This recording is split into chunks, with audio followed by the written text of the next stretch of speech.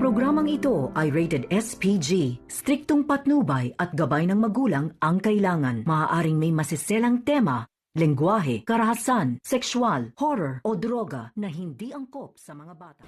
Magandang araw mga kapamilya, narito naman tayo sa ating paboritong palabas. Sa aking munting channel ay PG's Batang Quiapo. Dumating si Ramon sa pamamahay sa mga kabaliro at takot na takot si Catherine at Senyora Bettina. Ano ang ginawa ninyo sa pamamahay namin? Ang sabi ni Senyora Bettina. Saan si Facundo? Ang tanong ni Ramon. Bumilang ako ng kapag hindi kayo sumagot, ubusin ko kayo ng baril. Bumilang ako ng 3, 1, 2, 3. Ang sabi sa katulong nila doon sa bodega.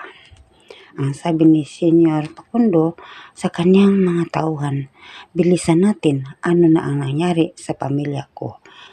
Nang nagkabarilan sila Ramon at Facundo, ang sabi ni sa pagtulong ni Madonna, mabuti na awa ka, Madonna. Niligtas mo kami. Salamat, Madonna.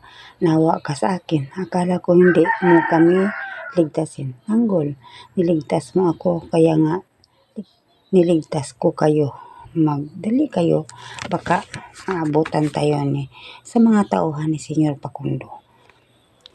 Sa kabilang banda naman, habang nagparilan sila Facundo at Ramon, ang sabi ni Senyor Facundo, huwag mong saktan ang pamilya ko. Nag-hands up at nag-surrender si Facundo. Nagkabarila naman ang mga tauhan ni Facundo at Tanggol. Natamaan ang isa sa kasama na si Elsa. Napaslang si Elsa, naawa si Tanggol kasi mabuti na tao sa kanila siya. Siya ang magpakain sa atin, ang sabi ni Madonna. Tara na, para makatakas na tayo. Nagsasakay sila sa isang sasakyan, sila Tanggol at ang kasama.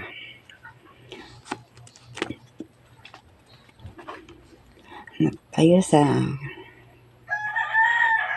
habang nagbarilan sa Facundo at sabi ni Tanggol kasama habang Ramon, ito na ang katapusan ninyo. Lumhod kayo, Facundo. At hanggang dito lang mga kapatid. Abangan naman natin bukas kung ano naman ang palabas sa ating PG's Batang Quiapo. At huwag niyo akong kalimutan sa pag-share, like, subscribe. Maraming salamat.